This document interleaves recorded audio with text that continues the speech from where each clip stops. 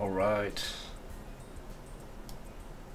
that's the Tokyo Digital crew and me turning the desktop audio down, taking the headphones off, powering them off and saying boom, welcome to Tokyo Tonight 2. As you can see, I see that people have noticed that I'm using Streamlabs OBS. It's the same as the streaming software I usually use, OBS, except it looks cooler. And it gives me all these cool overlays and stuff like that I've been playing with. I haven't really updated that this week. In fact, I can actually turn off the browser and save my bandwidth. Oh, you know what? I should have actually put out a message that I'm live. I would appreciate if people could just like tweet out that we are live. Also, don't forget, if you like the stream, to please like the stream. Those were the sweet sounds of the Tokyo Digital crew. I'm glad that people noticed that they're actually quite good. They really are. Yeah, I feel like a fraud hanging out with them sometimes, but maybe I can get away with turning this off. It's actually not that hot tonight, and it will help the acoustics. It's good to see you all.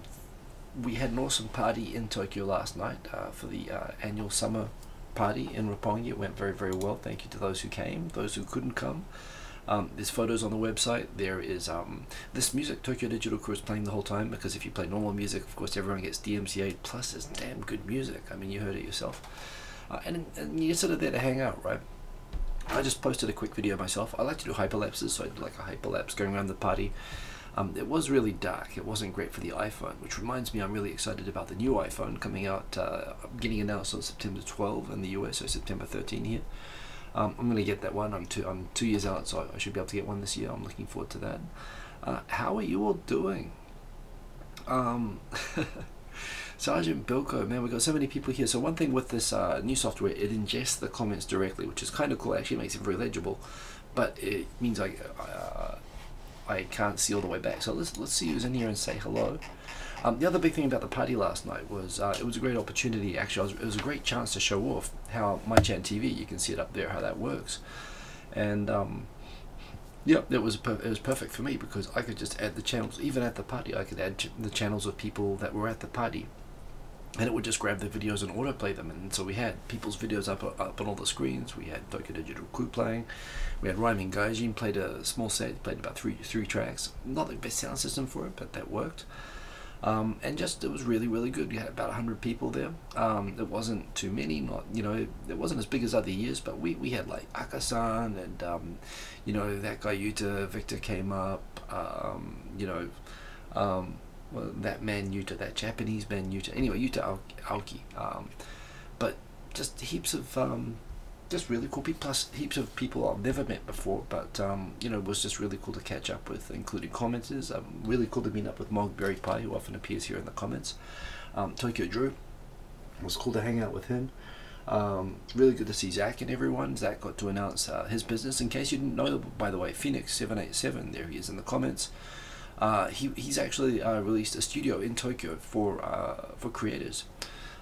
Basically for people, you know, the YouTube space is in so much demand that now you have to have, like, you know, something like 30,000 subscribers. I barely make the cut, but I don't use it anymore. But to be able to use that studio, so people still want a place outside of their apartment so they can go and make professional content in Tokyo. And yeah, there's a demand there that's not being met. So he went and set up in Ginza a studio, Ginza Studios, I believe, .com. I'm sure he'll put in the comments exactly what it is. But yeah, ginzastudio.com. So, you know, it was just really cool like that. Heaps of people just announcing all the cool stuff that they're doing. It was really great to get this all sort of kicked off, and I love this sort of look. I mean, actually we're using less screen space, but it looks really sweet. And yeah, let's see who's in here. So we have Bold Berlitz Boy. Good to see you, Bold Berlitz Boy. Nothing wrong with being in Berlitz, or a boy, or bold. Good on you. Dave O'Hunter, good to see you. One of my great beta testers. By the way, here's another thing. I actually made for the party a huge number of new shirts that, at the end of the day, I was enjoying the party too much and I never gave them away. So I've actually got quite a lot of the Tokyo Digital crew shirts at the moment. Not Tokyo Digital crew, I've got the MyChan shirts. I'm wearing Tokyo Digital crew tonight, but you know what the MyChan shirts look like. I've got to figure out ways to give these away now, but certainly use the app, check it out, you know, use it for your subscriptions. There's actually a link now under this video if you want to catch up on my videos. which I'm sure you don't need to do because you watch all of them all the time. But if you can, just go down there. You can see how it works. You just go on. I can make a bundle, a playlist, which is constantly up to date with my newest videos. You just go and play on that, and it's just going to autoplay all my videos, and you can catch up. Like, you know, have me talking in the background if you need to go to sleep. You know, I understand I have a good impact on that sort of situation. And you can, I can create other bundles as well, which you can share. So you can get an idea of how it works just by clicking below the video. Obviously, after the live stream is over. Who else we got? We got Odie Jr. Good to see Odie Jr. James Kelly. Good to see you. Good morning there. You must be in the US. Tyrone D. Good to see you. Barry Bonds. Privileged to have Hall of Famer there. We got Phoenix 787, who I just mentioned. Who else we got? The J Vlog. Boom, with the big 07 there. Good lads indeed. And ladettes. Who else we got in here? We have the J Vlog, just said, Tyrone D. Fredo-san, that's right, como va? Good to see you, long time no see, man. And hello to you and your wife, good to have you back in here. Tomo L, thank you for all the help last week when oh, by the way, I accidentally, I was testing this new setup last week. Yes, and it looks really, really awesome. It looks so awesome that I didn't show it to anybody because I was testing in unlisted mode. I didn't want to do it like on a public stream and clog up people's feeds, but I forgot to put it back to public when I did the actual live stream. So people who caught my Twitter or my Facebook were able to watch the live stream, and no one else was. So I hardly got any views last week, even though I was like promoting the party, which was a bit of a bummer, I guess. This should properly be going out. I made it public this time properly, so you should have got the notifications.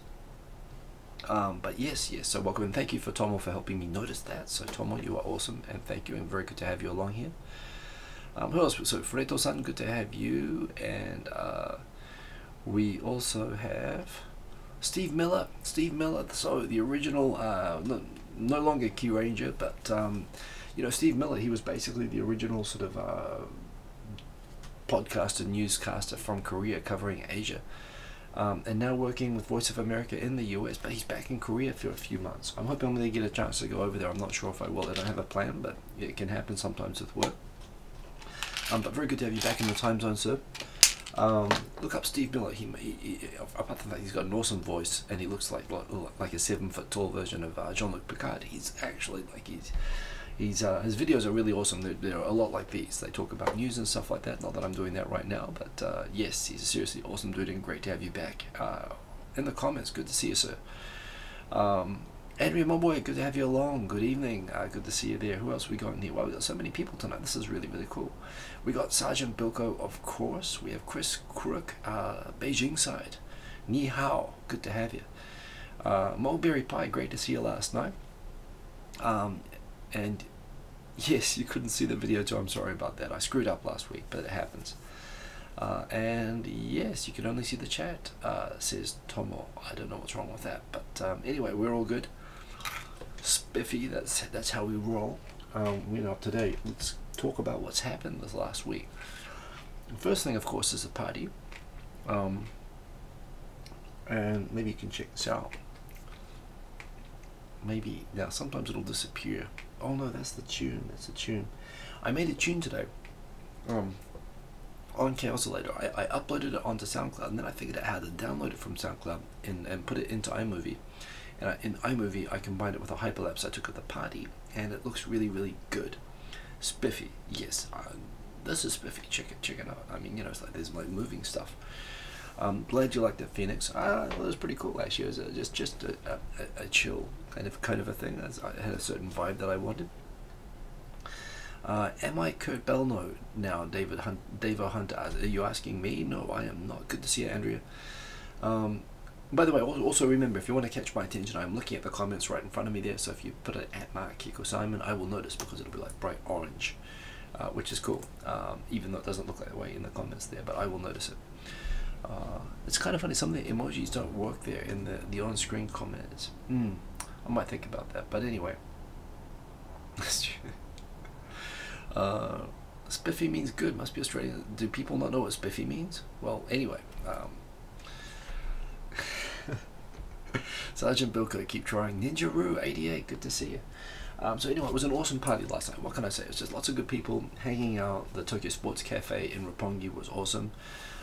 We actually stayed there for, after the after party. Some people went off to some other buildings eventually. I went and grabbed some Turkish, got on the last train home. It was all good. It was a good party. And yes, thank you for everyone who came. Great to see so many people. And I guess the next big one that's planned is going to be the Hanami next year. So Phoenix 787. Thank you in advance for that. But you know, who knows? There might be another party. These things are super easy to arrange. Yes, so big news. The next day or so, the most powerful storm of the year is now heading. It was originally heading directly to Tokyo. Now it looks like it's heading more towards Osaka, Shikoku, that sort of area that had all the floods and landslides before. 50 meters per second winds, like 200 kilometers per hour. Roughly, you know, like 935 hectopascals. It's a big storm. We'll see. It's going to hit mainland Japan on about Tuesday, late Monday. So stay safe if you are in the path of that. And Tai Nakamura, good to have you in here. I'm glad to hear that you will be making it the Hanami. Expect to see you there. That would be awesome. Yeah, this is like the 21st. They number the typhoons here rather than give them silly names. So in Japan, this is the 21st typhoon of the year, and it's they've had a whole bunch hit Osaka. They also hit Tokyo as well. But yes, so there is that. Yeah, I noticed this. So this was kind of a bummer, but you know what? So I wanted to get a smartwatch, and the iPhone, you know, the iWatch, the Apple Watch, made the most sense to me because I have an iPhone. But I just don't like the design. I don't like the big square, round, like chunk of like black rock that people carry on the wrists. I just don't like the look. Now I really wanted to get like a round, like a watch looking like a cool smartwatch. And I was looking at the Google ones, the Android ones that you can see there, and I really, again, I just really hated the flat tire on them. and I ended up getting like a Nokia, which is basically a Withings watch, which looks like a normal watch, but it's got a step counter and it connects to your smartphone, and the battery lasts for 3 months, and it was awesome. I had that for 2 or 3 years and it worked really, really well. But then it kind of gave up the ghost recently, and the shops wouldn't fix it. So I was looking for a new smartwatch, and I'd heard a rumor that Google was going to be releasing a new one in autumn, like a Pixel version of the watch, and I was thinking, well, that might be good. But I was kind of tempted, and then, you know, when Amazon Prime Day came along, and I actually got this fella. I got the, this is the Samsung S3 Frontier, and it's pretty sweet. I mean, really, all that I really want from it is just it connects to my smartphone and it gives me notifications and stuff like that. I bought the strap myself. I kind of like the black metal. And I've got the different time zones of places that I need to know during the week and so on. It's got my steps. I can get my mail notifications, and I really, really like it actually. So a bummer, but I'm kind of glad that Google hasn't done the smartwatch thing this year, because otherwise I might get buyer's regret. Also, Apple, of course, they're announcing the new iPhone on September 12, and I'm a bit scared. They've got the new campus shape on it, circular. I'm hoping that they don't launch a circular iWatch, because then I'm going to be a little bit bummed. But I'm quite happy with this actually. So yeah, gadget stuff. I mean, I can't help myself. And realizing how dark that video was from the Hanami party, by the way, not the Hanami, from the party the other day. Getting an upgraded camera sensor is something I am looking forward to with the new iPhone. So I guess we'll keep an eye on that. So another one, this is in the news today. This has been a topic in the past. I've probably mentioned the Hague Convention on parental aspects of child abduction. I'm not a family law guy, but I had to do this back at college for a time. I had to do a mock trial on this, where I was on one of the sides of this. So basically, for those who don't know, I've talked about this before. A lot of more than 50% of international marriages in Japan end in divorce. And not just in Japan, I suppose, outside as well. And there is this thing where in the US and New Zealand and Australia, when you get divorced, it's very typical and normal that you'll have joint custody, where the court will give the parent access to the kid. They'll share days and whatever. There'll be an arrangement, and there'll be bailiffs, and the courts will actually enforce the family court orders, you know, in order to make sure both parents can still have access and raise the kids. In Japan, it's a bit more archaic. There's no enforcement mechanisms for family law, and in fact there are hardly even any family courts. The custom here is generally just that the mum gets all the rights. Not always, but most of the time the mum gets all the rights. In the case of a divorce, and the dad, for intents and purposes, is dead. Because Japan wasn't, there was this problem back in the day where when you would have but when you'd have international divorces, sometimes a parent would if they lost custody, that basically they would snatch the kid, they would run back to their own home country, and then they would go up to the family court in that country, say that the other spouse was abusive or something, and get an order basically, for giving themselves custody and banning the other parent. So the problem was you had all these countries with conflicting custody orders, fighting against each other. So the Hague Convention was set up in order to make sure that it was kind of agreed that if you had an American and Australian parent, and the American parent got custody of the child, and the Australian parent was pissed off, so they took the kids, they put on an airplane, they went to Australia and went to a court in Australia that gave them custody and banned the American parent from custody. And you have this problem that, it was a diplomatic problem that these countries had these conflicting child custody laws, and it was encouraging parents to basically snatch the kids, taking them away from the access of the other parent in order to get the upper hand in a child dispute. People recognize the problems with this. And so countries basically agreed to sign this convention, which was aimed at stopping parents gaining an upper hand or an advantage by basically taking their kids away from the other parent, which is called parental aspects of parental child abduction, basically in violation of a court order.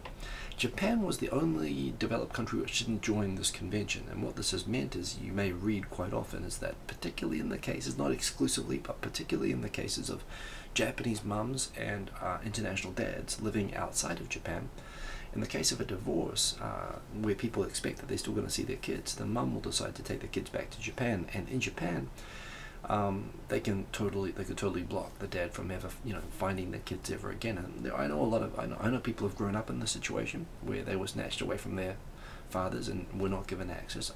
There's all of these home pages and so on in the international community of mainly dads, some mums as well, who have basically been cut off from their kids.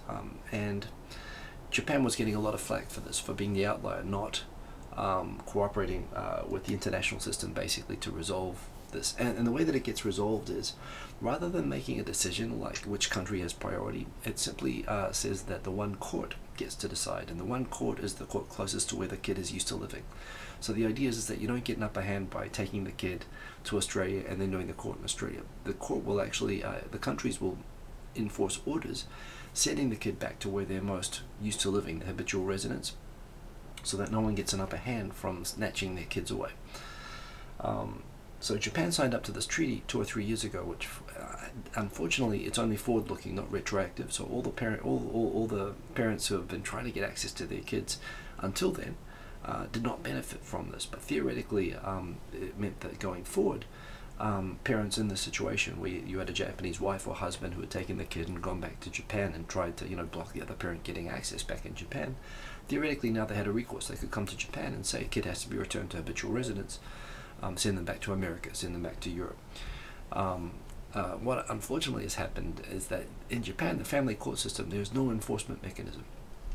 So it means that even where the court has issued orders, their compliance is only voluntary. They won't send police officers or bailiffs around to ensure that the parents comply with the order. And they've found that even where courts in Japan have issued orders to return children to the original jurisdiction where they were taken from, they still are, the Japanese courts are not complying, in the sense that they're not enforcing it. Basically, parents can sort of say, screw you, and there's nothing you can really do. Which is to say that the Japanese family system, there's no concept of joint custody in Japan. The family courts barely function. So it's just that Japan's really behind in this regard. And it still is something that, unfortunately, even though Japan tried to make up for its pretty bad image of it being a safe haven for parents that basically abduct their children away from the other parents, they tried to address it by joining this convention, but their inability to carry it out means that it still is getting, it was just basically been lambasted for not meeting its obligations that it signed up to. So baby steps, it's getting better, no question. It's a lot better than it used to be. There was nothing before. But still a long way to go, and this actually reflects problems that even if you're living in Japan, even if you're in my situation, there still isn't guaranteed joint custody if you get divorced. It's just accepted normally that one parent will lose access to the kids. So yeah, it still is it's a pretty tough thing. There's a lot of home, but if you look up Hague Convention and Japan, particularly dads or whatever, you'll see a lot of pretty sad stories, and again, I know kids who've sort of been in this situation as well. I know it sounds strange to call it abduction when it's parents, but this is where you are taking a kid away without the consent of the other parent. And in America and Canada, you can be jailed for it, actually. So it puts Japan out of sync with a lot of other countries, and it's something I guess you've got to take into account when you get married into international marriages with Japanese people, that this is something that happens. So it's kind of a sad, very tough issue.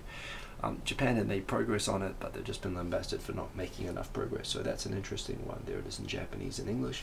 Down in Japanese, it's saying that it's been attacked for not basically meeting its obligations.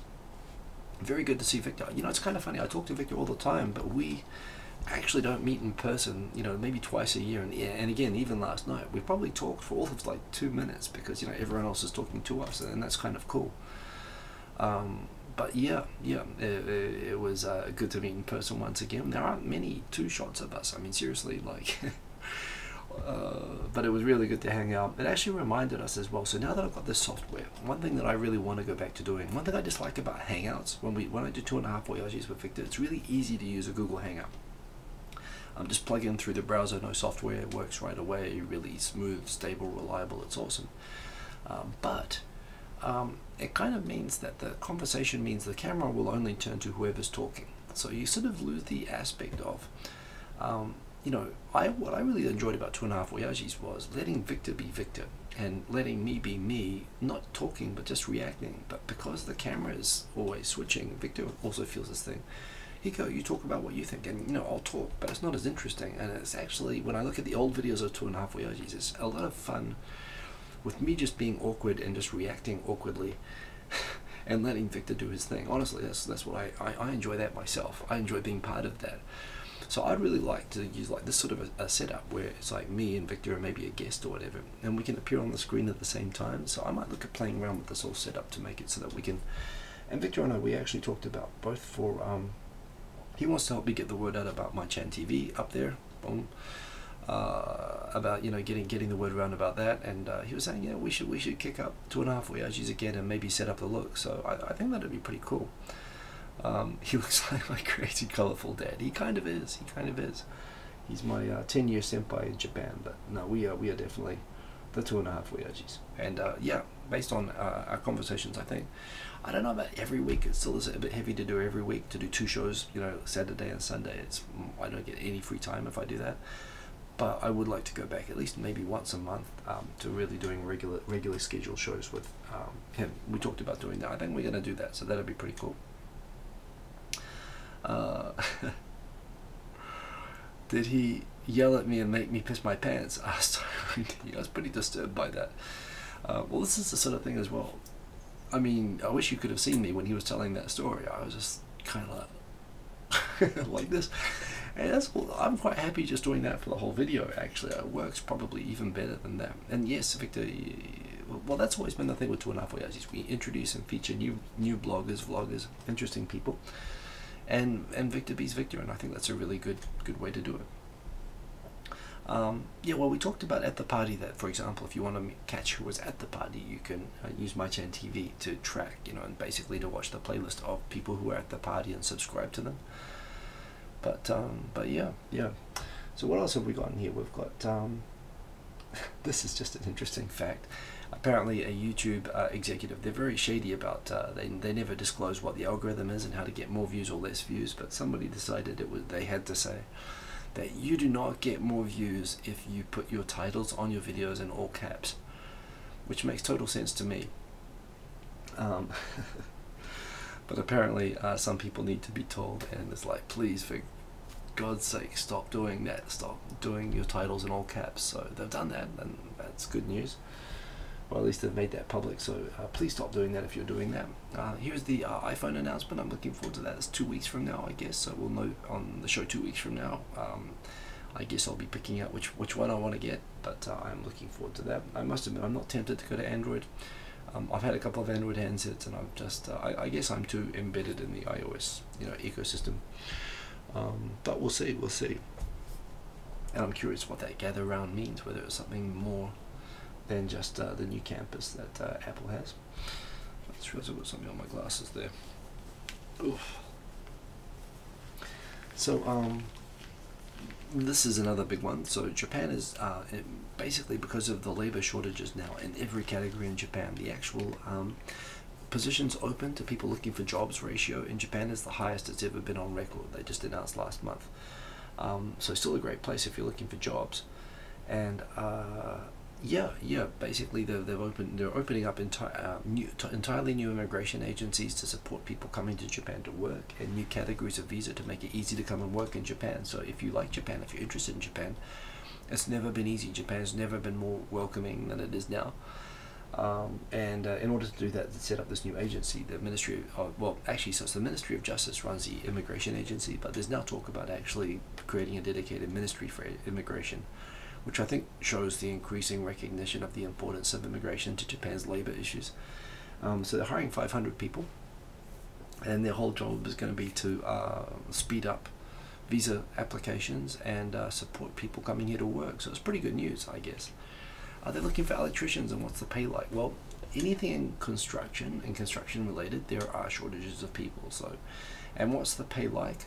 It's kind of funny. Japan's pay isn't like, it's pretty average globally. It's probably what you'd expect, in a expensive city in America or something like that. It's not bad, but it's not that great. But the cost of living in Japan is actually, like, Tokyo and Osaka have just come out. Like there was a recent survey of the most livable cities in the world, and Osaka somehow came out ahead of Tokyo. They came out like 3rd in the world, and Tokyo came out like 9th in the world, which would have been unthinkable when I first came to Japan. It was like, Japan was famous that everything was too expensive. Everyone lived in small apartments, and but the quality of life here has really gone up, and prices haven't changed. The rest of the world's gotten more expensive, but Japan hasn't. Wages haven't really gone up very much, but it's actually pretty livable. So again, I don't know specifically about electricians, but pretty much every area are looking for jobs. I don't know what they'll do in terms of job categories, but every sector is asking. Agriculture, construction, convenience stores, retail.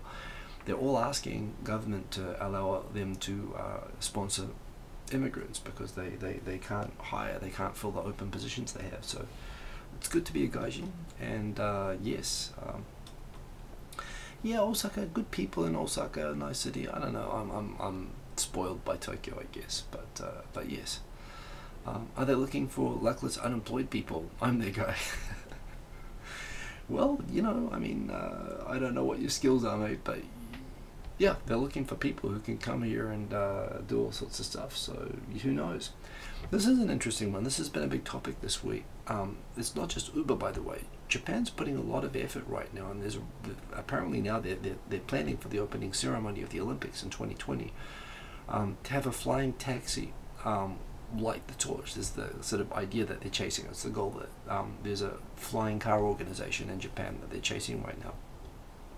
And there are a number of companies that are really like the old flying car, and not just like flying car, that how they have these people say, oh, we've got the real flying car now, and it's actually looks more like a Cessna with folded up wings that can drive on the highway. They don't really look like flying cars, but there are some real like flying cars. There was a big NHK special on this recently, which looks like the drones that you see, like with the little hover things on the side and everything. There are some seriously like pretty close to the real, what you'd see in the movies, type of flying car, flying taxis that are all over Japan. And basically Uber's sort of is looking for 3 cities with a certain population density and size that Japan fits. It's like in the final. So basically it could well be that there could be experimental flying taxi services in Tokyo available within the next year. Again, it's sort of it seems, I don't know, we've been waiting for flying cars now for the last 30-40 years. It's like the ultimate vaporware, but people don't give up on it. But again, just like a lot of things in the last 2 or 3 years, things like commercial space travel, self-driving cars, things which I thought were 30-40 years away that I'd hope I'd see within my lifetime, all of a sudden they're like, boom, they're just here. And this is another one, flying cars, flying taxis. And you know what's driving it, by the way? I mean, this is I work in this area. It's the entire change of information technology infrastructure, from being basically all based on server machines inside rooms to being cloud-based. That just means if people have anyone can connect basically unlimited computing capacity on tap, and this has enabled AI, basically research development and production on like everything. Everyone that's using this infrastructure can now do it like so much faster than they could do before, and the results are there. You're already seeing all of these incredible jumps in technology that even as fast as things were developing before, you'd still not expect to see in a generation. I have no idea how flying taxis would work over Tokyo, if you could really use them. But again, the projections that both Google and Uber have done have said that it's possible that flying taxis in a city like Tokyo could be cheaper than real taxis, certainly over a certain distance. Everyone knows it costs like $200 to get a taxi home to, like, if you live in Hachioji or Saitama, one of the outer suburbs of Tokyo. You've got traffic jams, you've got the economics on these things are lining up that they can, in a lot of circumstances, be cheaper than going home in a car and faster. So I don't know. I think that's imagine the noise. Well, again, if they're electric, I'm assuming they won't be rocket based, but we'll see. I think this is super cool. We've had some crazy lightning storms in the last week. Tokyo actually gets crazy lightning storms, and New York does as well, for the same reasons in some ways as Tokyo. There's two things that happen.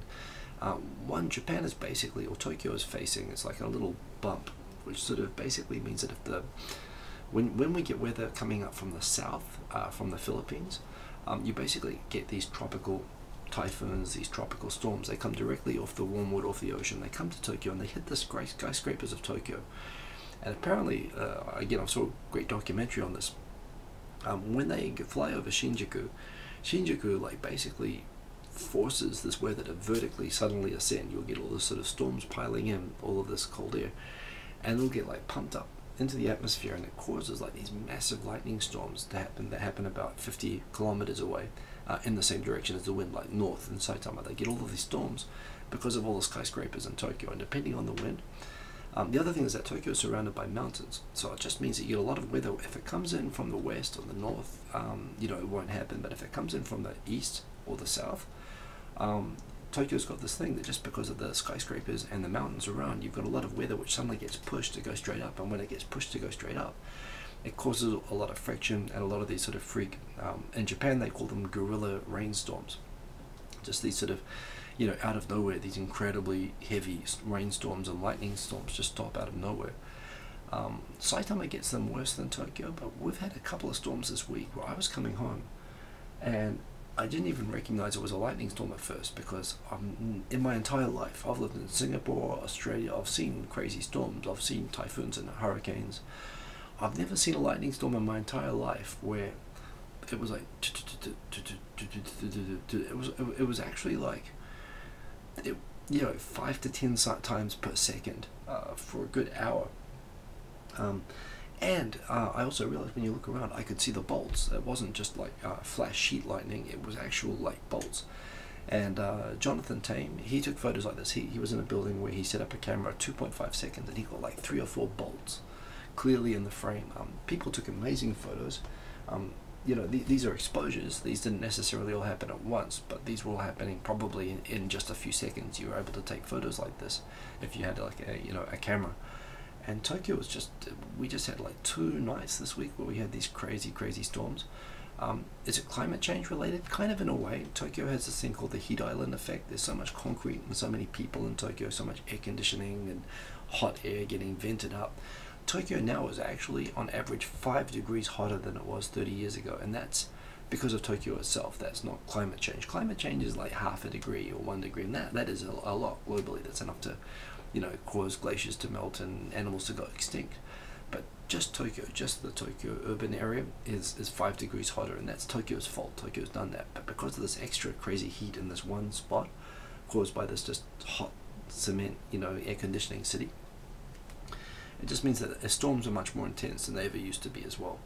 And I understand New York has the same thing, but man, the lightning was just nuts the other night, and there were lots of nice photos anyway, so that was kind of interesting. This is kind of cool. There is this thing still in Japan. Japan is definitely, I love Suica, the Japanese IC chip payment that they use for trains. Credit cards just never caught on in Japan. People resent like paying the 2% or whatever they pay the commission on the transactions to the credit card companies. People don't like to use them, so there's still places that I go. My dry cleaning, the bread shop that I go to, there's places I run into every day. Coffee shops where they'll charge you like the 8% tax, so you'll have to pay like 237 yen for a drink, and they refuse to have cashless. They won't take a credit card. Suica, because they have really low transaction fees, has become more popular, but still Japanese still like cash, and shopkeepers don't want to use it. Yeah, right now Rakuten, Amazon, a couple of other companies at the moment, Line, all the social media companies and stuff, they're all releasing basically cashless payment systems, most of them with no transaction fees, just to get them adopted. And they're making it really easy. Basically, you just display a QR code on your phone, and you'll just pay with, for example, if you have a Rakuten account, it'll just pay with the Rakuten account, with whatever your default payment settings are there, just the same as if you're buying something on that site, same with Amazon or whatever. Apparently it's popular with people shopping overseas that are used to using those things. It means that it means that you can go around, you can just show your screen with a QR code and not have to go through the drama of having a foreign credit card that doesn't work, or being in places that don't accept credit cards at all. So it should make things a bit more convenient. And again, there was a big special the other day about how basically this is being very aggressively promoted, and there's a lot of places in Japan that still don't accept cashless payments. So it's something I'm hoping catches on, because I just hate, Japan's got this thing, we still have 1 yen coins, even though a 1 yen coin on average takes something like 3.5 yen to make. They're just a ridiculous currency. They're worth less than than what they are melted down in materials. But we need them because people won't round up numbers. Japanese, they pay attention to the math. Shopkeepers don't want to absorb a tax increase, and customers don't want the numbers rounded up on them either. So yeah, I don't mind paying 237 yen for something, but I hate spending, I hate being in a line of people where everyone's got to spend 60 seconds rifling through their wallets trying to get the right coins. So that's pretty cool. Big week, interesting week in Chinese gaming. Again, this is one of my favorite apps, Knives Out. That's a screenshot from it, that I still play like almost every day. I tried to set up a stream onto the other gaming streaming site, which I just remembered we're not allowed to talk about on the site. I tried it as an experiment the other day, and I didn't go very well, but I think I figured out what I was doing wrong, so I could do it again. Yeah, it's a really fun game. It's like basically a PUBG ripoff, but they've gone and developed it in a different direction, and it's pretty cool. And what's happening is really interesting. The Chinese game companies are good, and I guess it's what you'd expect. It's a country of 1 billion people, pretty well educated people. Yeah, they're good at making these games. Sometimes, and the joke is that the rip-off games are better than the originals. They're more stable, they're less buggy, and they introduce lots of cool extra features. Gaming in China, mobile gaming in China is huge, and now their games are starting to become available outside, and they're really good. Even in Japan, which doesn't have a high trust level of China, the games are good enough that everyone's like, yeah, we'll be in that. I mean, they released PUBG finally in Japan. It wasn't launched in Japan. People wanted it, and these Chinese guys released a better app that was kind of a rip-off of it, and I joined it too. Then PUBG came out in Japan, and it works great, and you can now play PUBG in Japan, and I enjoyed it, although I must admit I enjoy this more. But like the app on the App Store still is all in Korean for Japan. It's been that way for like 2 months. It's like they can't even tell the difference. The American developers can't tell the difference between Korean and Japanese. And the app is awesome, but it's like the Chinese that are ripping them off are not screwing these things up. They're doing a better job of marketing their games than the original developers are. However, the gaming boom in China, I guess you also heard this week, the Chinese government has blamed it for the epidemic of short-sightedness in Chinese kids from all being on their mobile phones playing games too much. And so they're actually looking at bringing in laws to regulate the amount of time that kids can spend on screens, on social media, and on games, which caused the stock markets in China to crash and all these gaming companies to suddenly sell up, and it actually disturbed the markets in Japan. I don't know how I feel about that. I mean, kids get short-sighted from reading books. You know, people get short-sightedness is the reason. It's sort of like, well, if it's not one thing, it's another. Is that right with PUBG? I thought it was an American company. I'm trying to remember the name of it, but well, maybe the parent, but so the company itself is different. Hey, Tim the Asian, hey, good to see you, man. But yeah, it's certainly these born in China companies, which you expect sort of a crappy rip-off. I mean, it's a bit like when I was at the very tail end, around 1980. You know, Japanese-made goods were still kind of laughed at, and somewhere along the line they became better. And I think that's what's happening with China right now. Quentin Rankid, what's the turnaround on pirating those games? Well, this is kind of the funny thing now. They're getting good enough in China, as Japan was back in the 60s and 70s, that they've kind of switched from pirating to imitating to now releasing similar but improved upon. They're rapidly catching up and moving ahead.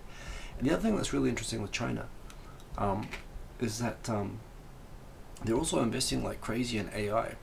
And I think that's going to be really, really interesting because, frankly, a lot of Western countries are really considering the implications of, you know, having AI self-automated killing machines. We've seen a lot of science fiction movies. We've had a lot of people write and think about this, and you know, even at technology companies, there's been this big pushback about, you know, we should be really thinking about the next steps that we take. And in China, they're not hesitating. And one thing about the AI race, if you read any books on the subject, people point out, when they point out the worst case scenario of AI, you know, like a super AI that it can become like a weapon of mass destruction, you know, and it could be that the first person to reach, you know, the super AI status is going to basically be able to crush everybody else. And it looks like China's just running straight for that, which puts us all in an interesting position at the moment. But that's been science fiction since like the 60s. That's happening right now, and China's way out in front. I mean, you know, apart from the fact that their developers clearly have skills, they've got a lot of very smart people, you know, who know their way around making games and playing games and, you know, making software. Yeah, it's interesting where that's going at the moment. I think Western nations or Western cultures have always been suspicious of technology. Japan, I think it's an advantage that Japan has, that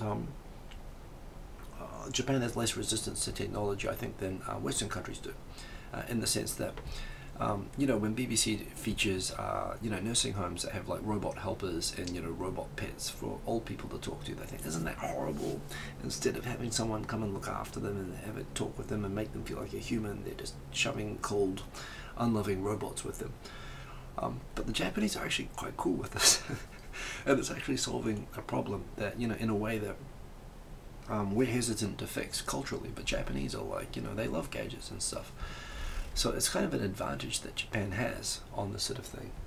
But it's kind of funny seeing how China's coming up and how rapidly things are changing. I think this is something that you're going to hear me talking about more, because I think we're going to see it in the not too distant future. This is just kind of cool. I've had my eye on the Blue Yeti mic over there for a while. It'd be just kind of cool to have a big, you know, microphone set up like that. I've always found that style of microphone very, very cool.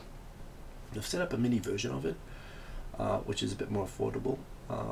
But yes, I've got my eye on that. I don't know if anyone gets that. Tell me if it's any good, because I'd like to check that out. Another thing, I mean, I've been waiting for them for Korg to update the K-Oscillator app for a while now. But they've released another version of Electribe, which I must admit I would like to play around with a little bit. But that is out, and again, if anyone learns how to use that, please tell me. This next one, this is kind of cool news.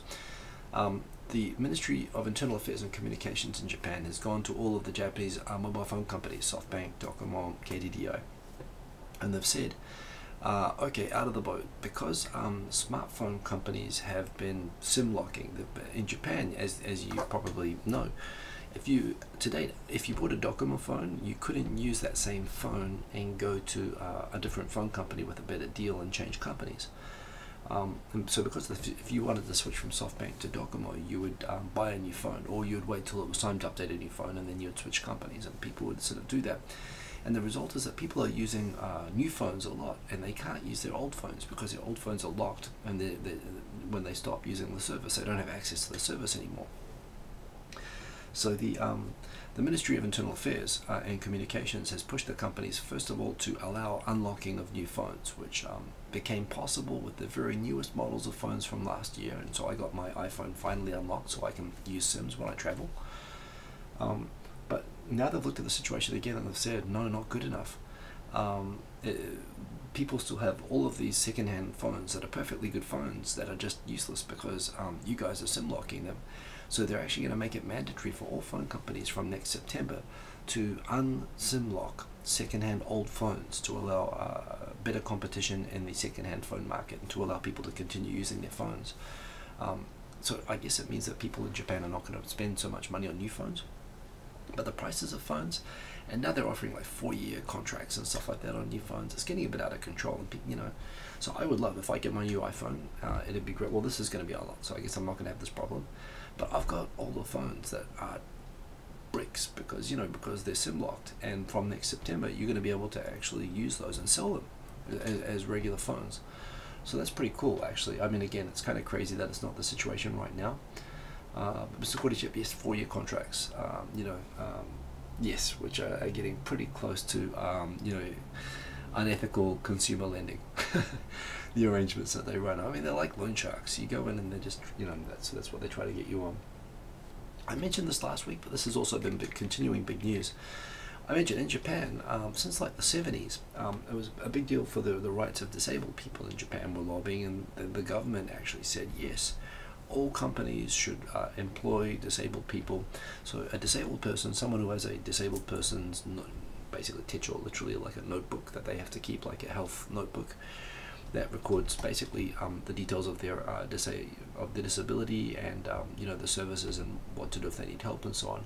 Anyone who is a registered disabled person who has this, there should be quotas made for all large corporations with X number of employees that you need to employ. At least 2.5% of your role has to be disabled people, registered disabled people, in order to make sure that they have the chance to employ themselves, to have jobs themselves. And if Japanese companies do not meet this obligation, I've worked at these companies, and I know how hard it is to, there's real demand, obviously.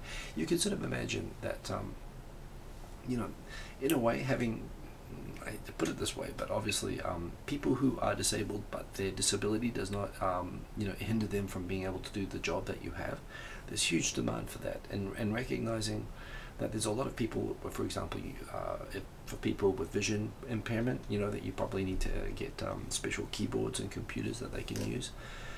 People with hearing issues. Hearing issues, actually, again, IT, there's ways around things, but you need to accommodate more. But companies sort of do this, but it's kind of funny. Government has been pushing companies to meet these quotas, and they face financial fines and penalties, and being listed and named and shamed if they don't meet these goals. But yet it turns out that 80% of central government ministries in Japan that are under the same obligations but don't have criminal and fines attached to them were in fact lying about the numbers of disabled people that they were employing. They were making up the numbers, saying that 2.5% of all the people who work at this ministry are disabled. And in some cases they had zero, they had none, they weren't hiring anybody, and they've been doing this deliberately. They've been on the statistics that they were filing showing their compliance, they were deliberately lying on something which they themselves, including the Ministry of Health, Labour, Welfare that oversees this program, they were lying themselves about the number of people that they were employing, and they were fining and punishing private companies that weren't meeting these goals. So disabled people are pissed off, companies are pissed off. It looks again like bureaucrats in Japan just making stuff up. And it turns out when they ask companies when they ask these ministries, how did you say that there were 32 people when there were like 0 people? And they said, well, we thought that the middle bucho, he got diabetes last year, so we figured that counted. It's written in the law that they have to have a specific disability notebook, but these people are basically he's got serious alcoholism, he's a sexual harasser, so and so's got diabetes, and they just basically would look at people and figured that they could call them disabled. Oh, that's their excuse. I mean, they probably weren't even doing that. They were just straight up lying. Mr. Gordy Chap, yes, entirely isolated. But it's not a good look. And you know, there's just a procession in a way, but there was this funny thing that you do get in Japan, that when something comes out like this, there's this thing, it always is easier to come out about it if everyone does it at the same time. So basically, like on a single day last week, there were like 8 government ministers and vice ministers called press conferences all at the same time, and all apologized on the same day. So it meant on the news they weren't getting as singled out, they were getting listed up and named and shamed. But yes, this is kind of nuts anyway. Lauren Sakai, good to see you there. But yes, anyway, so that was not a good look, and that drama has been continuing this week. Speaking of, so China thinks that people are spending too much time on their smartphones and passing laws to basically restrict and limit the time that people can play mobile games. YouTube is now, I don't know, sincerely worried about our health from watching YouTube too much. I mean, they do.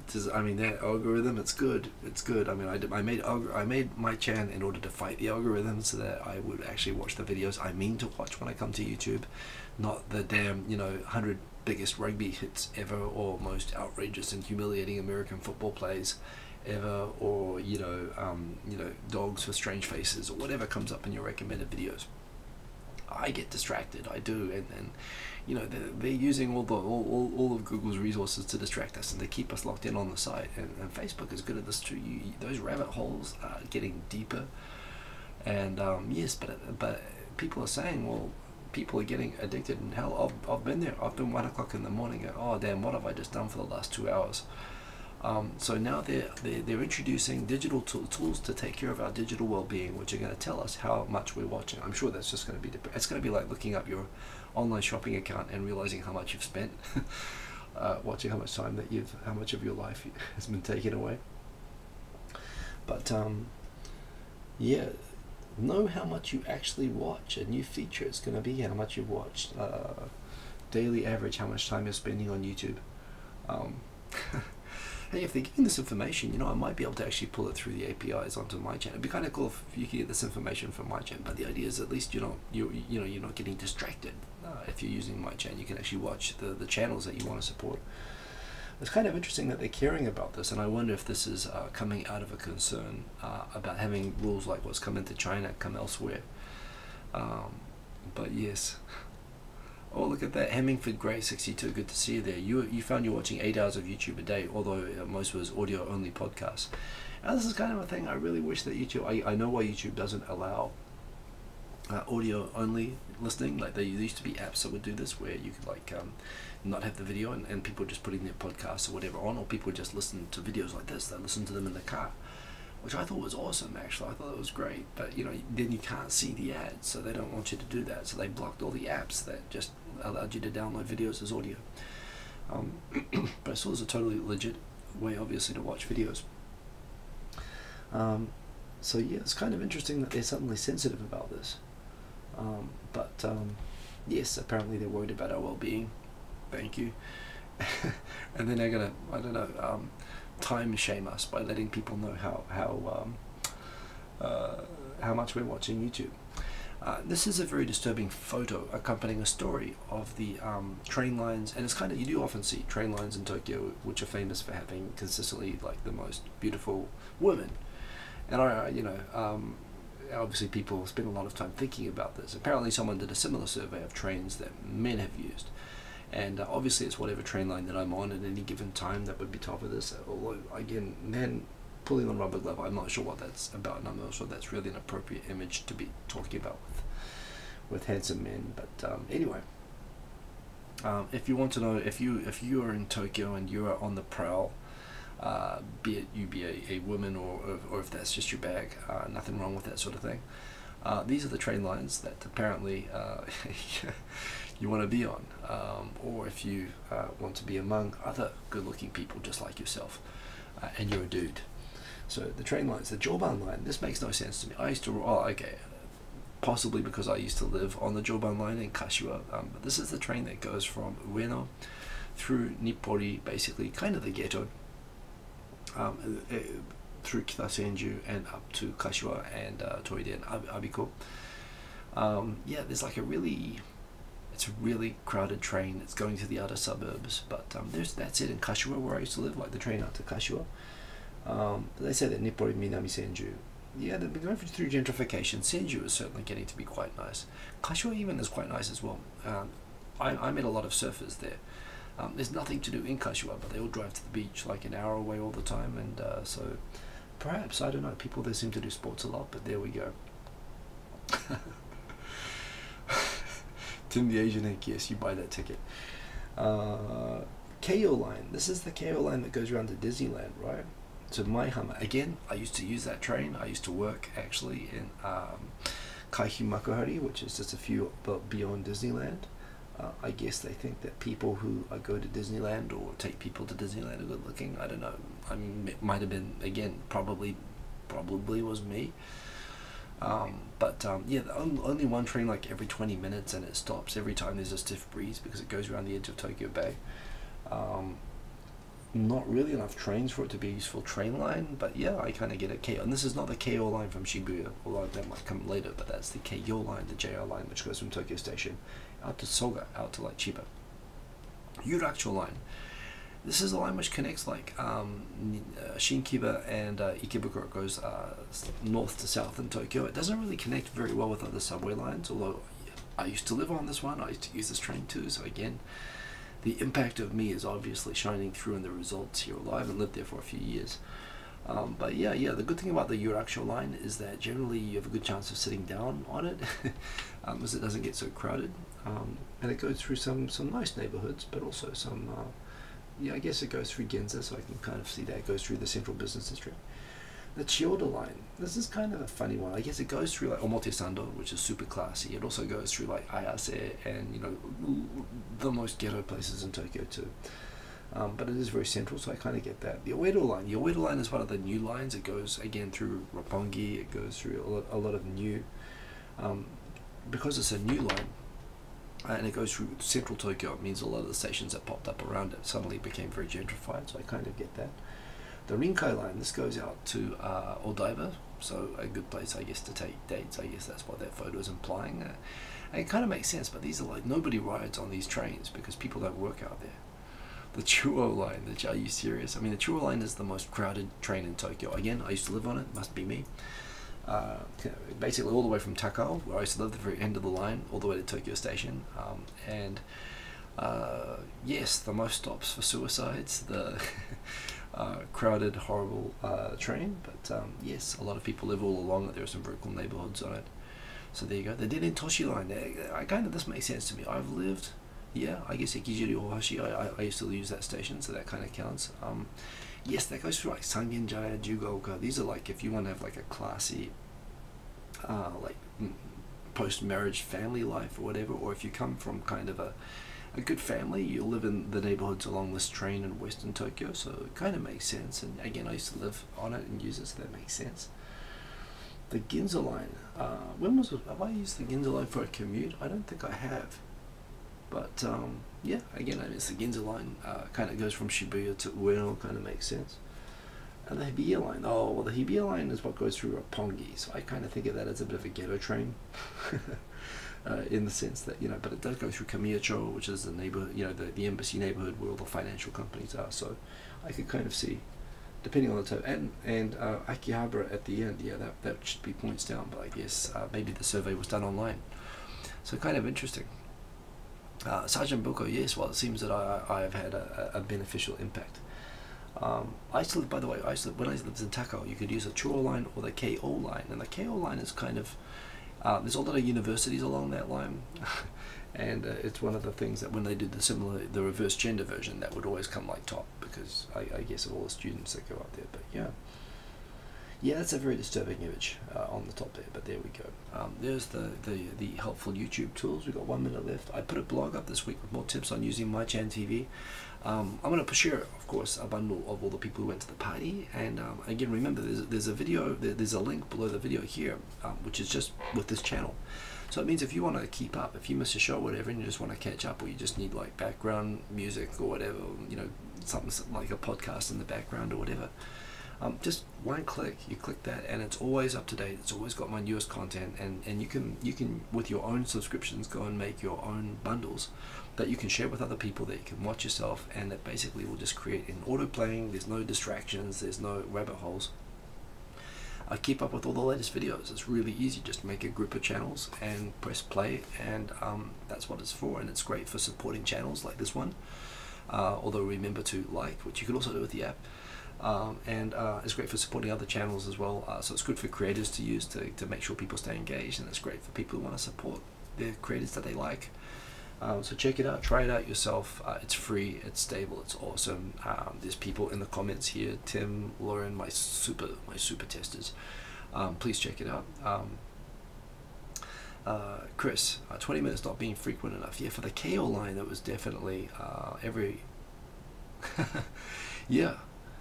Seriously, in Tokyo, trains have to come like every 3 minutes, or it's not useful. If you miss a train and you got to wait for 20 minutes, like, are you kidding? If you're on a commute, that sucks. That means you got to like have a buffer of more than 20 minutes. So yeah, that's true. I realize the comments are probably a bit delayed. Yeah, I've got more tips and tricks and things that you can do with MyChan if you're already familiar with it. But please check it out, because seriously, I made it for you guys, so I would appreciate that. I'm glad that they're increasing the number of trains on the KO. When I was out there in 2006, it was just, you know, nightmarish. This is really, really cool. These people have developed an AI which will basically take your face and make it look like you are dancing Bruno Mars, like convincingly, not like the silly pasted on face, but like really dancing. Not that I need that, but I'm probably going to use it. So yes, that would be kind of cool. Oh yes, Japan. The end of Japan is nigh. Somebody's figured out a way to send a cyber attack through faxes. So I guess Japan's gonna have no choice. I mean, Japan's always done the Battlestar Galactica, you know, theory, by being low tech enough to not be hackable. That, you know, the first episode of BSG, of the new BSG reboot, the reason that the Battlestar Galactica survived was that they only ran on faxes. It was literally like the excuse that they had, the whole premise of the series. So yes, Japan's tried that, but apparently someone's figured out how to do cyber attacks with faxes, and Japan is now going to come to a prompt end. The YouTube summer party. So yes, the event, there's going to be photos of it, the party. I'll put a video up there. It's also on my channel. You should see it in your subscriptions feed. It was a good party, so check that. Patch your faxes, indeed. And that's the end of the show. We got there 2 minutes over, but yes, it's good to see everybody. Check out the tune that I made. In fact, I'm going to play it. This might not work. I haven't done this on the fly with the new thing, but I want to show you the new track. It's a pretty cool one. And yeah, let's do that. So let me pull this over here. Let me do an outro, because I actually made one and I actually posted it on SoundCloud for like the first time in months. So let's do that. Remember, go check out ginzastudio.com to check out Zach's. He's made a studio for people in Tokyo who want a space to go create, which is a very worthwhile thing. And credit to the guy. So support them, especially if that's what you were looking for. And let me quickly try to set this up. And you know what? I think I'm going to go back to the old interface to be able to do this. So let's do manage all diary and armory TT2.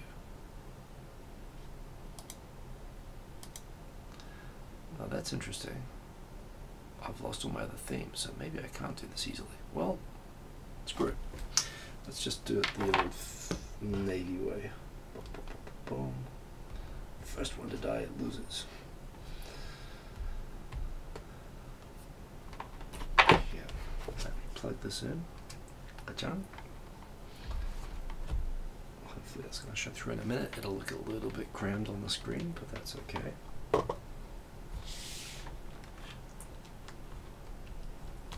And this should work. And that should work. And can I add a source to the mixer while it's live? I guess it's not going to let me do that. You know what? I might be stuck here. Well, I can see at least we've got the app showing.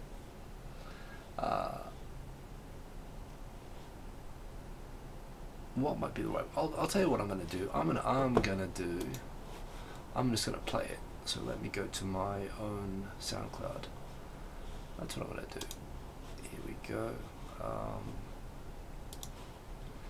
Give me a sec. I'll do this as the outro track. Sign in. Dum. Dum. And done. Okay, outro track coming in. Oh, check it out. This track is called Sweet As, and I made it for the party video.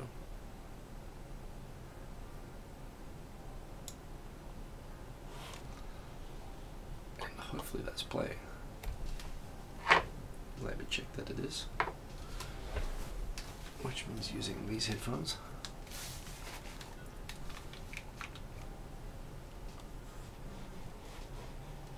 Can you hear that? Let me turn it up.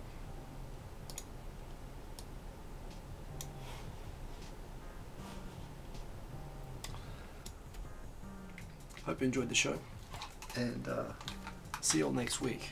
I'll take you tonight. I'll keep upgrading the interface.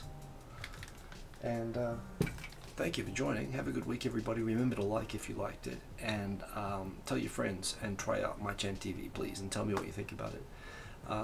Thanks for coming, and see you all again next week, same time, same place. Boom, peace, and look out for Two and a Half Voyages coming back soon. See you later. How do I stop this thing? It's running away. Boom. Am I sure?